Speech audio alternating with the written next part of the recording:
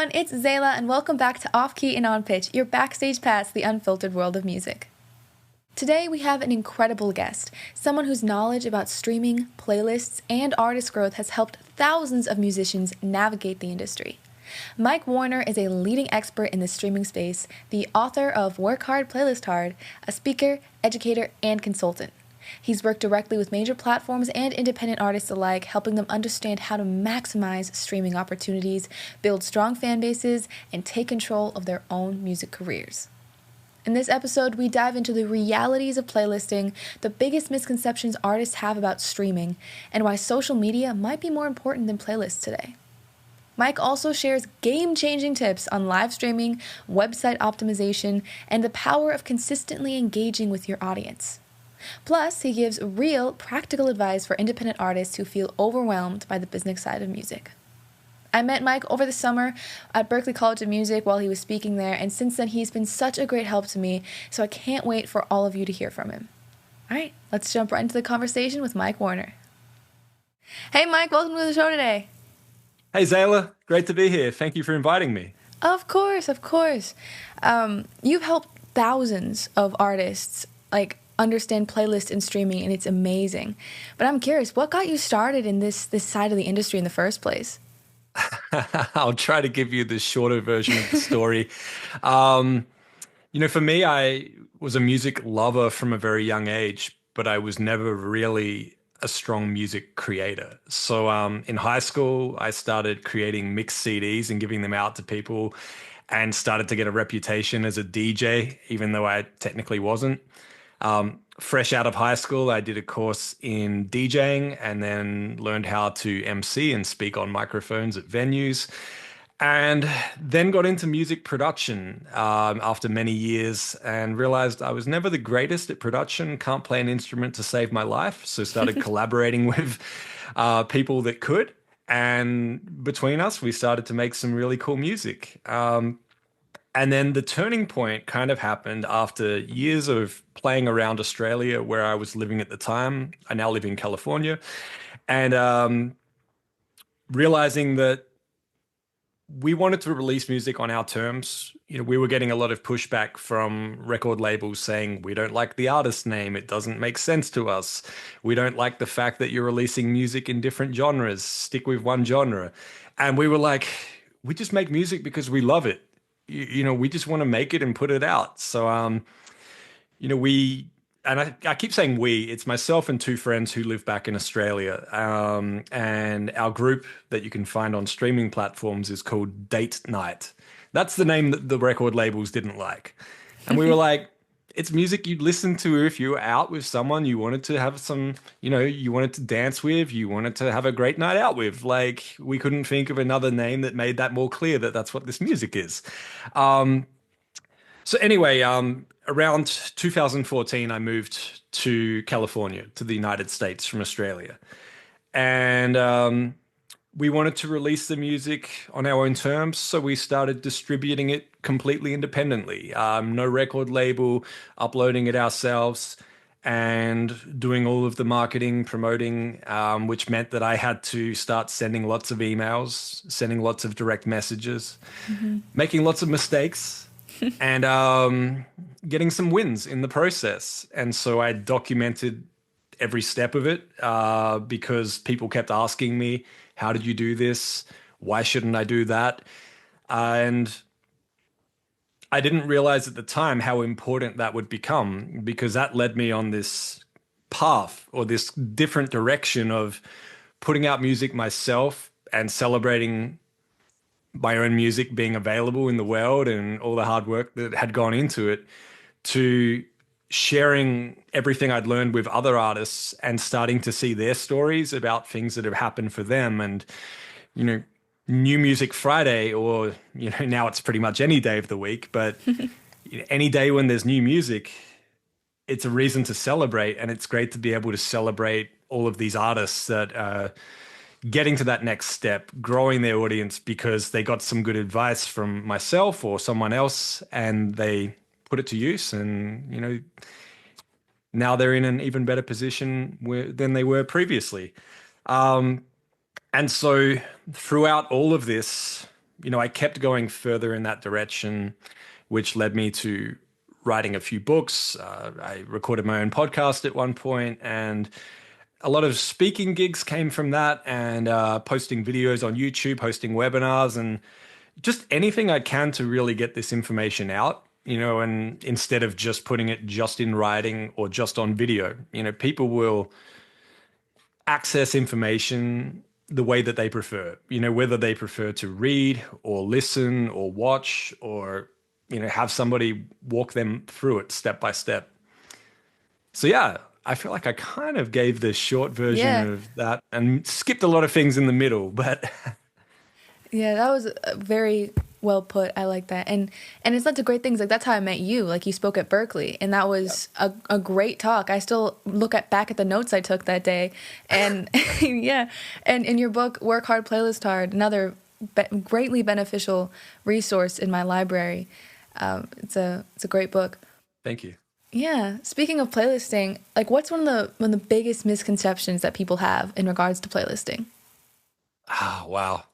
It feels weird to say that given that the word playlist is in the book title, but it really was the buzzword at the time. It's kind of like you look at CD Baby and it's like they don't even do CDs anymore. Yeah. It's like I wrote a book with playlist in the title, but I'm telling people to think beyond playlists now. But yeah, I'd say the biggest misconception is that getting on a playlist will change your life. Um, it's yes, like you could be on a playlist which a certain person hears, and that leads to an opportunity for you, the artist. Sure, but it's very rare. Um, and playlists, I feel, had a lot more value when streaming was in the early stages because there were less playlists and there were less opportunities for people to create their own. You know, and over the years, that's turned into, you ask people how many playlists they have in their personal library, and usually they'll say, I have 10 different playlists I've created this year that I listen to. So, those numbers add up. And so I don't want to say playlists have no value. That's not the case, but I feel like there's a lot more playlists out there right now, which has definitely brought down the numbers that you may expect to see as an artist if you do land on one, just due to the amount of playlists that exists. So, to sort of make that a bit more brief, I would say that artists have this idea that if they get on a playlist, that's It'll make them the get there. goal. Yeah. Yeah, that's going to change their life. And it's like, look, I don't want to crush any hopes and dreams, but um, getting on a playlist is cool. It's something you can post about on social media, but it's also something that you can't control beyond doing the steps, that artists have access to, unless you curate that playlist yourself. So yeah, I kind of nowadays I try to very gently, let artists know that like, yes, it's cool to get on a playlist, but don't feel like your song isn't going to reach people if it doesn't. And don't be disheartened because there's less humans that are working at some of these streaming platforms now, and there's more music being delivered, which means that they can only listen to so many songs. And of course, our dog's getting revved up in the background there as well as I say this. But yeah, that's kind of how I'm feeling about it right now. Would you say like social media is taking its place, sort of, like whereas before playlists could break you out, now it's more like social media, or do you think, or would you say it's something else? Yeah. I'm sorry. Would you mind repeating that question one more Sorry. time? But when before a playlist, if you got in a playlist, it could help you emerge and become more noticed. Would you say that now social media has taken that place instead? Um, Not instead. I would say it's an alternative. Mm. So it's another way to reach people and have them notice your music.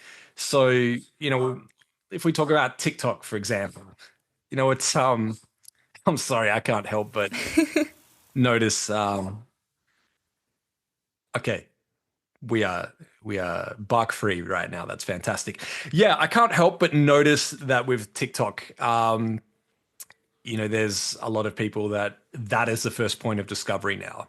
I tried to find a way to make a comparison, and I feel like for me, TikTok is like somewhere between word of mouth and blogs, meaning, TikTok, there's a connection that you feel towards the creators on there that you follow. You almost feel like they're your friend, even if you've never met them in person. So there's this trust that's already been gained that if they talk about music, they use music in their video, it feels instantly comfortable and it starts to feel familiar. And that's kind of how I felt with blogs as well, is there's someone who writes about music and you like their taste in music. So you follow what they write about, you follow what they listen to and share. And that's still, I feel, a very strong point. And when it comes to discovery as well. Okay, that's a good answer. I like that one. Yeah. You've worked with so many successful artists. Is there something that you have seen as a common trend that a lot of artists aren't, like, something they struggle with?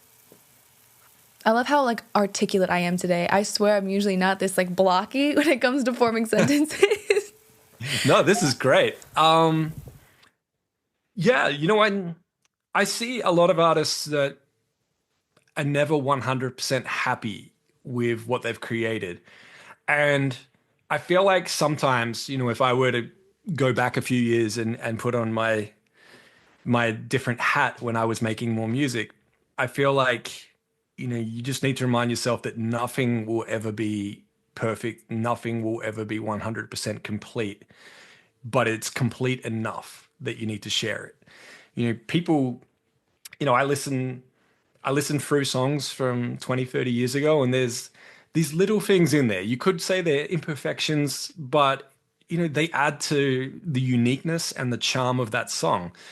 It's, if you're a guitarist and you hit one wrong string and you like make a comment about it, people enjoy that because it's human, it's real. Yeah. And sometimes perfection, can actually be a negative thing because it's like, this is too polished. Yeah, I agree. I don't want something this polished. I want something that feels more real. Like this person just pressed record and now it's in my ears. So a lot of artists are hesitant to put their music out because they don't feel it's finished. And then there's a lot of artists that don't know if they even like the song anymore because they listen to it so many times. Yeah. And, I always used to use the expression, take a break from that song for maybe a week or 2 weeks if you can, and then come back to it and listen with fresh ears. So, listen to it like it's the first time you've ever heard it. And, you start to ideally fall in love with that song again versus opening that same session in whatever DAW you're using and, force yourself to try and make small changes to it. That's one of the biggest things I've seen with artists. I'm like, I say this anytime, not just right now relating to current events, but, people always need music. Mm-hmm. Music helps people through so many things. And Yeah. that song that you have sitting there that you may not have released yet, music can change someone's life. A playlist won't necessarily, but a song can. So yeah, I encourage artists, I say, just put it out. If at some point you really want to take it down and you want to change it, you can. But no one's going to be able to hear this and discover you until you've put it out in the world. Yeah, I agree. I personally struggle with that sometimes as well, and I've gotten better at like just putting it out into the world more recently. But even sometimes, like, the things that you find, the imperfections or the things that bother you, or like, oh, I can fix that. People don't even hear it sometimes. Yeah. Like, I have stopped pointing it out to people when I tell them to listen to my track and see what they think about it. And I'll be like, have a list of things in my head, like, oh, that pitch is wrong. Oh, that melody, I don't know if that's perfectly synchronized or whatever. And I just keep my mouth shut, let them listen to it, and they'll be like, it's perfect. And then if I voice these concerns, they're like, oh, I didn't even notice that. No, No. you don't even hear it. That's just you. Yeah. Look at Just how put it many out. songs, look at how many popular songs are out there, and the singer is, off pitch. Yeah. Like, it's not perfect, but that makes it even more Yeah. special in a way, even Yeah. more unique. And not only that, but you have to remember that majority of people that listen to music aren't listening and they're like, oh, that's in A minor.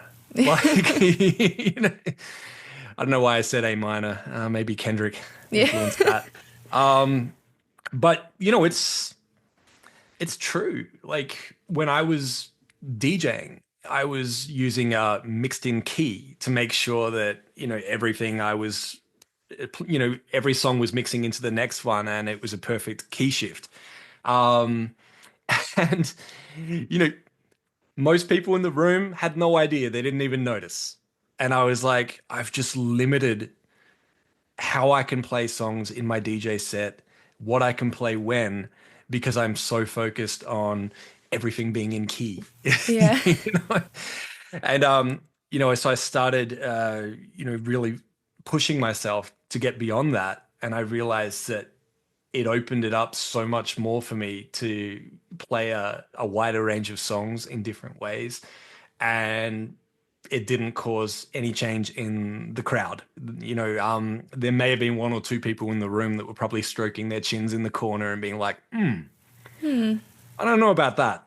But that's kind of the thing. Like, are you making music for other musicians or are you making music for the audience?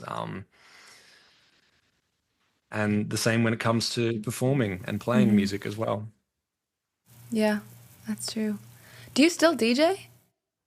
No, I mean, it's kind of like driving a car. It's always in my blood. Yeah.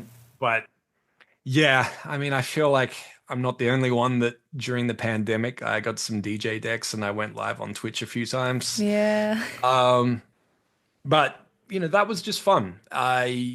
Sometimes when I go back to Australia, I do play shows with my friends with date night and we perform, and I still love doing it. But there was a point where I was DJing 4 nights per week and I realized that it was becoming a job. I was like, I love playing music. I love sharing music with a room full of people. But if I'm doing it this much in the same venues every week, I this is becoming a job. So I need to be more selective about when and where I do this so that it can be, a fun experience for me as well. Yeah. But yeah, it's always there.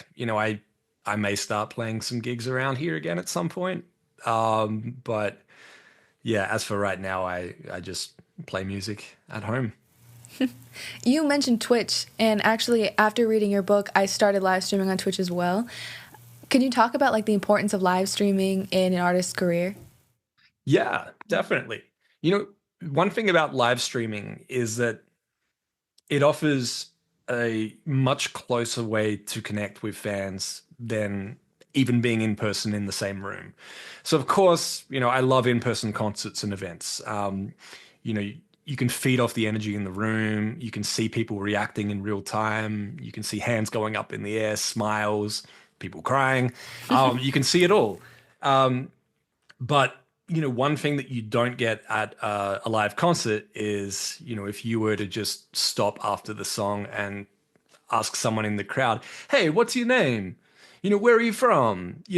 Like, what's your favorite song?" And like start interviewing them. Whereas on Twitch and on live streaming in general, I found that was happening. Artists were building a really strong community and a really strong connection with their fans because they were able to ask questions. And while they're performing, they're able to read the chat and they're able to, respond to people in real time and have conversations with them.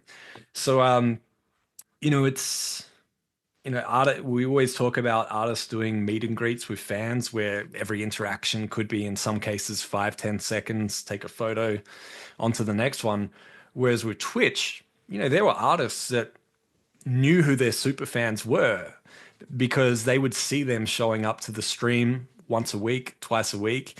And then when that person came to a concert, the artist is like, come hang out with me. Yeah. Let's do a dinner with a few other people beforehand, or you know, I'll invite you backstage and get your tickets to the front row or something like that. So yeah, I think live streaming is super important for that because I've never seen that recreated in person yet. That level of connection and the extra conversation that can happen between the artists and their fans directly. That's a good, I like more personable, like the real connection. It's great to balance the music playing and then the personality one, because that's really when they start to fall in love with your music and with you as well. Yeah, and it's also great for the introverted fans. Yes. It makes They are so much more comfortable when they can Yeah. have a username and they can log in and they can enjoy the music and they can have a conversation. They can say the things that they wouldn't say in person. They can ask the questions. So it's great for introverts as well. Yeah. So let's say there's an artist listening right now and they're just getting started. What advice do you have for them? Like, what are some things they should be focusing on, or stuff like that? Yeah, I mean, there's definitely overwhelming lists that exist out there. Yeah. I think the main thing is if you haven't put any music out yet, don't feel like you need to know everything about the music industry or all of the tools that are available or all of the things that you need to do yet because it's gonna overwhelm you Overwhelm you. and distract you. I always say finish the creative process first before you start focusing on the business or the marketing side of music. Otherwise, it's going to potentially crush the creative process. So finish that song, get it ready to release, have your artwork, and at that point, then you could start going through the checklist. And the first thing is how are you going to get this music out to the world in as many places as possible? And in most cases, unless you're signed with a record label, you're going to find a music distributor that will put that out. I don't even need to list them all. There's so many. But yeah, there's music distributors where you pay maybe 20, $30 per year and you can upload your music. And yeah, as long as you pay that yearly fee, it stays online. And then there's ones where they'll take a percentage, maybe 10%, 15%.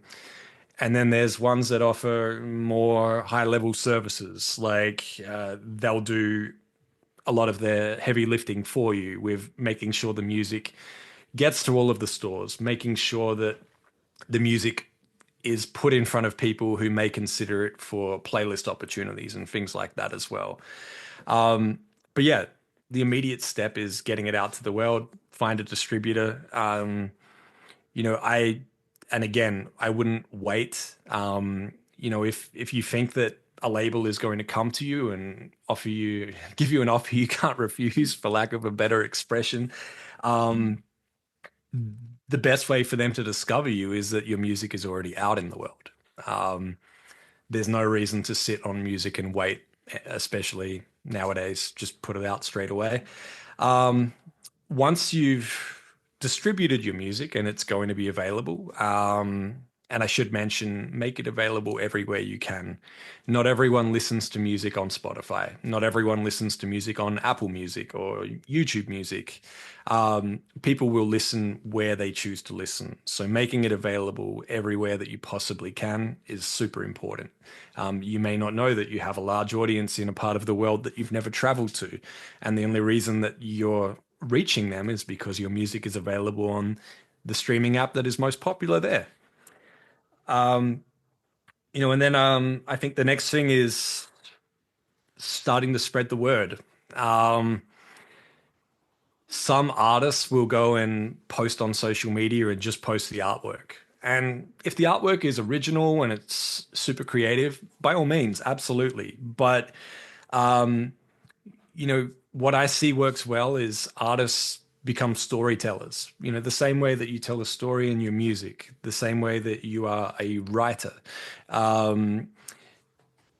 Sharing a background about yourself, about how the song came to be, how the song was created. You can start to build anticipation before that song comes out. People are like, wow, I feel like really connected to this song because I know where it was written, why it was written, you know, why Tzayla did this. And you know, I'm ready to hear this in its entirety and share it with my friends as well. So you know, I think that's important because one thing I've seen is artists will post on social media once and assume that everyone will see it. When in all reality, you post on social media, people that are active in the next 15, 20 minutes will see it, and most other people won't. That's just the way it is nowadays. So, you know, not to tell artists something unrealistic, like posting 20 times a day or anything crazy like that, but uh, just remember that it's not a one and done when it comes to posting. You need to continue to share the music, the story with people because people won't see every single post that you make. And you know, with music, I've had times where artists that I follow on social media, I'll find out that they have a new song or a new EP or a new album, and I'll realize that it's actually been out for weeks or in some cases months. And the only reason I found out was because they are still posting about it and telling people about songs on there. So, you know, music isn't old or obsolete.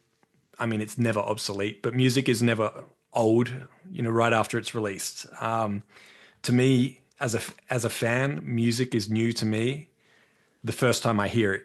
It doesn't matter if it came out 6 months ago or even years ago. When I first hear a song, that's my first experience. It's new to me at that time. So you know, don't ever feel like you put out a song and now you need to immediately start talking about the next one. Like keep talking about that art that you put out Yeah. because there's still people that haven't discovered it yet. Yeah, I think that's something that's super important that artists need to focus on. Awesome. Well, that was really helpful. I'm sure that was actually very well put. I love that entire thing. I'm curious though, what's your dream? What's the big goal that you're heading towards? Yeah, you know, it's very different now compared to what it was maybe 20 years ago. um, so originally the goal was, you know, make music, travel the world, live out of a suitcase, and play to crowds all around the world. And I mean, look, that still sounds fun. Don't get me wrong, but I much more enjoy being able to do what I do and continue to just share information with artists, knowing that I could help multiple artists instead of just myself. So, you know, what's most rewarding for me is just hearing the feedback from an artist that something they heard about, something they learned, they applied that and it helped them and it, you know, something happened as a result. So honestly, I feel like I'm already there. You know, I just want to keep doing this and I'm grateful to continue to be able to do so. That's amazing. And in terms of what you said, like hearing from someone that they've done something based on the advice you gave them, that tip you gave me last time, putting your links to all your streaming platforms on your social media on a page of your website instead of using like Linktree or something else. I did that, and I'm so happy I did that. I'm looking at the click rates of my website, and it's gone up a whole bunch. And I was like, that was an amazing tip. Yeah, I'm so glad you did that as Yeah. well. Because I mean, there are these services that offer smart links, of course, but then all of that traffic is going to their website. Yeah. So, you know, you have your own website. Why not host, you know, all of those smart links, that link tree, however you want to refer to it, as you know, on your own domain, on your own website, and you know that starts to move you up in the rankings in searches on Google and other places as well because of all the hits that are going directly to the site. And you get to see where people are clicking from. So you get to get and not only that, but with each platform, you can see how many people were clicking onto the Apple Music link and where are most of them based. And then, you know, that can help with talking to them on social media because you can address that audience and know that, hey, there's a large amount of you that live in this location that listen on Apple Music. I just wanted to share that I've created a set list in Apple Music that you can access. Tap the link below. Um, yeah, I'm Yeah. super happy to hear that you did that and that it worked out for you. That's great. Well, thank you again. That was a great tip. Great tip. Awesome. I got one last question for you. How can people get in touch with you, follow your journey, and learn more about everything that you do? Yeah. So, I basically, similar. I put all the links in one place on my website. It's Ask Mike Warner, so ASK and then my name.com. And that's also my social media handle everywhere as well. So Instagram, TikTok, LinkedIn, Twitch, and YouTube. Awesome. Awesome. Oh, I just remembered something else. Okay, this is sidebar. Yeah. You posted on your story, I don't know, a month or two ago about the Women in Music thing. Yeah. I went to that summit. I'm now a member of Women in Music, and it's been extremely beneficial. I've been on networking calls, everybody. I've gone to a few workshops. It was an amazing tip, and thank you so much. I think I emailed you about that, but I just wanted to say that in person. You did, and Yeah. I'm so glad to hear that. They've been doing incredible things for years, and there's a lot of really strong supportive groups and communities in music that exist out there. Yeah. When we discover them, we just need to spread the word and share them so that more people can, discover them and join as Yeah. well. That's great to hear. Well, thank you again. You're welcome. Well, I hope you have a great day. Again, thank you for being on the show. This was amazing. Yeah, it's been super fun, and I'm honored that you invited me on, and Of course. it's been fun following your journey as well. Obviously, you wear many hats, but it's been really cool to see you as a creative and as a musician, as an artist. And I wish you every success. And you've Thank got a you. fan right here. Well, thanks. Have a great day. You as well. What an insightful conversation with Mike Warner. There are so many great takeaways in this episode, but two things really stood out to me. Rethinking playlists and embracing the power of direct connections with fans. First, playlists aren't the golden ticket we often think they are. Mike shared how artists tend to put all their energy into landing on a big playlist when in reality, playlists don't guarantee success. Songs do.